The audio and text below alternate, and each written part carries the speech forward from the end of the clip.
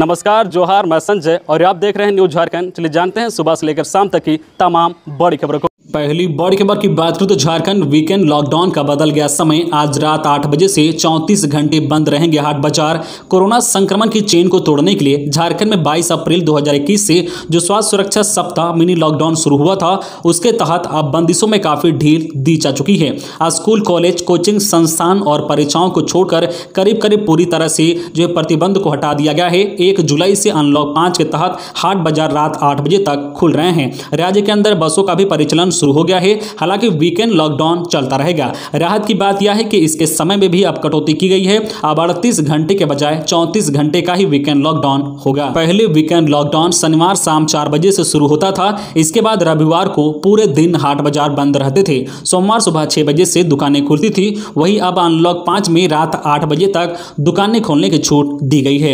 ऐसे में धनबाद, बोकारो, गिरिडीह, जामताड़ा, साहिबगंज समेत पूरे झारखंड में शनिवार यानी आज 3 जुलाई को 4 बजे के बजाय रात 8 बजे से वीकेंड लॉकडाउन शुरू होगा। इसकी अवधि 5 जुलाई सोमवार सुबह 6 बजे तक होगी। इस दौरान जो है अनावश्यक घर से बाहर निकलने पर पाबंदी होगी। इस दौरान जो तमाम दुकान प्रतिष्ठान बंद रहेंगे। केवल मेडिकल रिलेटेड जो है दुकानों को छूट दी गई है और दूध के स्टोर खुले रहेंगे। इस दौरान अगर आप बिना कारण के बाहर निकलते हैं तो जो है आपको दंडित किया जा सकता है। साथ ही साथ आप पर कार्रवाई भी की जा सकती है। इसलिए आप जो है बिना जो है वैध कारण के घर से बाहर निकलने से बचें। अगली बड़ी खबर की बात करूं तो रांची में बिजली बिल के बकायेदारों का कनेक्शन काटने के लिए चलेगा अभियान। वसूली गैंग तैयार। बिजली का बिल नहीं जमा करने वालों के खिलाफ बिजली विभाग अभियान शुरू करने जा रहा है। इस अभियान को शुरू करने के लिए सभी सेक्शन में 22 राजस्व वसूली गैंग बनाए गए हैं। यह राजस्व वसूली गैंग ऐसे लोगों की सूची तैयार कर रहे हैं जिन्होंने 6 महीने से बिजली का बिल जमा नहीं किया है और जिनके ऊपर 10,000 रुपए से ज्यादा का बकाया है। राजस्व वसूली गैंग जो है आपके घरों या प्रतिष्ठान पर जाकर बिल जमा करने को कहेंगे। अगर संबंधित व्यक्ति बिल जमा नहीं करता है तो फिर जो है उनका कनेक्शन काट दिया जाएगा। बिजली विभाग पहले सीधे जो है बिजली काट देता था। इसके लिए जो है डिस्कनेक्शन गैंग बनाए गए थे। अगली बड़ी खबर की बात करें तो झारखंड में पिछले 24 घंटे मिले 88 नए कोरोना संक्रमित, 111 हुए स्वस्थ। स्वास्थ्य सुरक्षा सप्ताह के दौरान राज्य में पिछले 24 घंटे में 88 नए केस सामने आए हैं, जबकि 111 लोग स्वस्थ हुए हैं। राज्य में किसी जिले से मौत की सूचना नहीं है।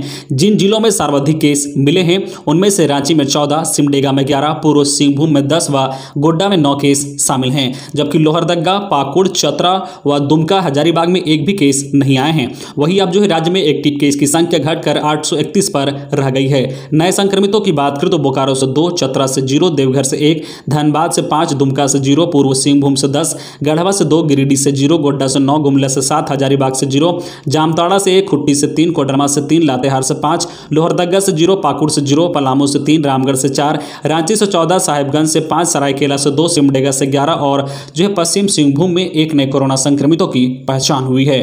अगली बड़ी खबर की बात करें तो जामताड़ा में पिकअप की टक्कर से बच्चे की मौत। हादसे के बाद बिजली के खंभे से टकराया पिकअप। लोगों ने की ड्राइवर की पिटाई। 1.5 घंटे तक रहा सड़क जाम।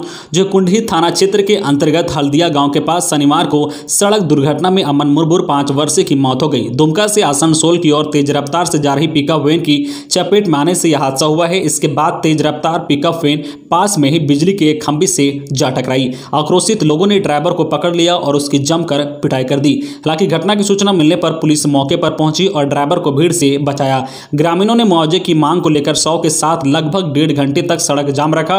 रोड जाम की वजह से सड़क के दोनों ओर वाहनों की लंबी कतार लग गई। घटना की सूचना पाकर SDPO Manoj Kumar Jha, inspector Rajeev Kant Mishra, CO Satyanand Prasad, थाना प्रभारी दीपक कुमार ठाकुर, पूर्व जो है कृषि मंत्री सत्यानंद झा और आसू नेता माधव चंद्र महतो ने घटनास्थल पर पहुंचकर लोगों को समझाकर शांत कराया। इस दौरान पिकअप वैन के मालिक ने 25,000 रुपए तत्काल पीड़ित परिवार को दिया है। इसके अलावा इंश्योरेंस की राशि भी देने का आश्वासन दिया। खबरों में आगे बढ़ने से पहले आपसे रिक्वेस्ट है कि अगर आप चैनल को सब्सक्राइब नहीं किए हैं तो प्लीज चैनल को सब्सक्राइब करके बेल आइकन प्रेस कर दे, जिससे आपको झारखंड की हर छोटी बड़ी खबर का अपडेट आप तक पहुंचता रहे। चलिए बढ़ते हैं खबरों की ओर। अगली बड़ी खबर की बात करें तो delta plus variant Maharashtra, Kerala व मध्य प्रदेश से जमशेदपुर आने वालों की जांच का आदेश। अलर्ट जारी। देश भर में तेजी से फैल रहे डेल्टा प्लस वेरिएंट को लेकर जमशेदपुर में भी अलर्ट जारी किया गया है। स्वास्थ्य विभाग के प्रधान सचिव अरुण कुमार सिंह ने पूर्व सिंहभूम सहित सभी जिलों के डीसी को पत्र लिखकर विशेष सावधानी बरतने का निर्देश दिया है। कहा है कि केरला, महाराष्ट्र और मध्य प्रदेश से आने वाले हर व्यक्ति की जांच अनिवार्य रूप से कराएं। रिपोर्ट पॉजिटिव आने पर उस व्यक्ति को तत्काल कोविड केयर सेंटर में रखें और उसका सैंपल लेकर 24 घंटे के अंदर जांच के लिए भुवनेश्वर भेजें। इसी बीच पिछले 72 घंटों में इन तीनों राज्यों से 117 लोग जमशेदपुर आए हैं, जिनका सर्विलेंस विभाग ने इसकी टेस्टिंग का काम शुरू कर दिया है। प्रधान सचिव ने पत्र में कहा है कि डेल्टा प्लस वेरिएंट चिंता का विषय है। यह मरीज के फेफड़ों की कोशिकाओं को तेजी से नुकसान पहुंचाता है। ऐसे में थोड़ी भी चूक महंगी पड़ सकती है। अगली बड़ी खबर की बात करें तो कोरोना गाइडलाइन उल्लंघन मामले में आजसू पार्टी के नेता हरिलाल महतो पश्चिम बंगाल से गिरफ्तार। झारखंड की आजसू पार्टी के केंद्रीय सचिव सह ईचागढ़ विधानसभा के आजसू प्रत्याशी रहे हरिलाल महतो को निमाड़ी पुलिस ने पश्चिम बंगाल के दीघा से शनिवार को गिरफ्तार कर लिया है। हरिलाल महतो के खिलाफ निमाड़ी थाना में कोविड-19 गाइडलाइन का उल्लंघन करते हुए मानी गांव में मेला लगाकर भीड़ एकत्रित करने और पुलिस पर हमला कराने को लेकर उकसाने का मामला दर्ज किया गया था। आजसू पार्टी के केंद्रीय सचिव शाह ईचागढ़ विधानसभा के आजसू प्रत्याशी हरिलाल महतो निमाड़ी थाने में मामला दर्ज होने के बाद फरार चल रहे थे। हरिलाल महतो की गिरफ्तारी को लेकर पुलिस लगातार रांची, सिल्ली, जमशेदपुर समेत अन्य जगहों पर छापेमारी कर रही थी, लेकिन पुलिस की गिरफ्त से बाहर थे। आज पुलिस को गिरफ्तार करने में सफलता मिली है। अगली बड़ी खबर की बात करें तो झारखंड में कोरोना जांच का आंकड़ा 1 करोड़ को पार। झारखंड में कोरोना जांच का आंकड़ा 1 करोड़ को पार हो गया है। पहली लहर से लेकर अब तक 1 करोड़ से अधिक लोग की यहां कोरोना जांच हो चुकी है। राज्य में पहले 50 लाख सैंपल की जांच करने में 290 दिन लग गए थे। अगले 50 लाख सैंपल की जांच में महज 106 दिन लगे हैं। राज्य में कोरोना जांच के संसाधन लगातार बढ़ाए जाने से यह संभव हो सका है। दूसरी लहर में संक्रमण तेजी से बढ़ना भी इसका बड़ा कारण रहा है। आंकड़े बता रहे हैं कि पिछले 50 लाख सैंपल की कोरोना जांच की अपेक्षा अगले 50 लाख की सैंपल में संक्रमण दर लगभग 2 गुना रही है। ऐसा कोरोना की दूसरी लहर तथा डेल्टा वेरिएंट के कारण अधिक संक्रमण तेजी से हुआ है। इस अवधि में मृत्यु दर भी अधिक हुई है। पहले 50 लाख की जांच में 1,17,384 लोग ही संक्रमित पाए गए थे। इस तरह पॉजिटिव रेट 2.35% रही थी। अगले 50 लाख की सैंपल जांच में 2,28,226 लोग संक्रमित पाए गए थे, जिसमें पॉजिटिव रेट 4.56% रही है। अगली बड़ी खबर की बात करें तो ST/SC छात्रों को क्रेडिट गारंटी के बाद भी नहीं मिल पा रहा है एजुकेशन लोन। झारखंड के अनुसूचित जाति जनजाति के विद्यार्थियों को क्रेडिट गारंटी के बाद भी शिक्षा ऋण की सुविधा नहीं मिल पा रही है।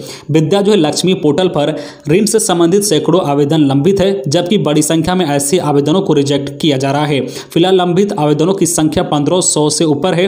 राज्य के बैंक ने वित्त वर्ष 2020-21 में 7,625 छात्रों के लिए शिक्षा ऋण की स्वीकृति दी थी। इसमें ST/SC वर्ग से ताल्लुक रखने वाले करीब 413 छात्रों को ही शिक्षा ऋण की स्वीकृति दी गई है। यह हाल तब है जब मुख्यमंत्री भी ST/SC वर्ग को ऋण देने में बैंकों की आनाकानी पर नाराजगी जताई है। बैंक ऑफ इंडिया और SBI को छोड़कर लगभग सभी बैंकों का प्रदर्शन इस मामले में निराशाजनक है। अगली बड़ी खबर की बात करें तो कड़ी टिप्पणी। हाईकोर्ट ने कहा कि कोरोना की तीसरी लहर से बचना है तो तत्काल तैयारी पूरी करें। हाईकोर्ट ने रिम्स की व्यवस्था पर फिर कड़ी टिप्पणी की है। Chief justice doctor Ravi Ranjan और जस्टिस SN प्रसाद की खंडपीठ ने कहा कि कोर्ट चाहता है कि रिम्स की स्थिति सुधरे, लेकिन ऐसा दिख नहीं रहा है। रिम्स में प्रधानमंत्री जन औषधि केंद्र क्यों बंद है? इस पर रिम्स की ओर से बताया गया है कि केंद्र में दवा सप्लाई के लिए टेंडर की जिम्मेदारी DC की है। अब तक सप्लायर्स का चयन नहीं किया गया है, इसलिए केंद्र बंद है। खंडपीठ कहा है कि कोरोना की तीसरी लहर आने की आशंका जताई जा रही है।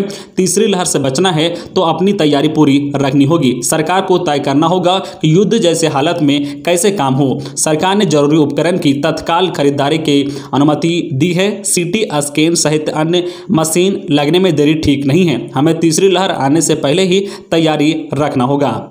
अगली बड़ी खबर की बात करें तो जमालपुर हावड़ा एक्सप्रेस से एक गिरफ्तार। साहिबगंज रेलवे स्टेशन पर RPF की कार्रवाई। 3 किलो चांदी के आभूषण और 14,50,000 नगद बरामद। साहिबगंज रेलवे सुरक्षा बल ने शुक्रवार की रात जमालपुर हावड़ा एक्सप्रेस ट्रेन से 14,50,000 नगद और लगभग 3 किलो चांदी के दाने के साथ एक व्यक्ति को गिरफ्तार किया है। गिरफ्तार व्यक्ति जितेंद्र शाह बरामद सामान के साथ भागलपुर से कोलकाता जाने के लिए ट्रेन में सवार हुआ था। गुप्त सूचना के आधार पर यह कार्रवाई की गई है। तो ये थी आज की झारखंड टॉप बड़ी खबरें। इसी तरह झारखंड की हर छोटी बड़ी खबर देखने के लिए आप हमारे चैनल न्यूज झारखंड चैनल को सब्सक्राइब करके बेल आइकन प्रेस कर दीजिए, जिससे आपको झारखंड की हर छोटी बड़ी खबर का अपडेट आप तक पहुंचता रहे। तो आज के लिए बस इतना ही। हमें दीजिए इजाजत, फिर मिलते हैं नेक्स्ट न्यूज में।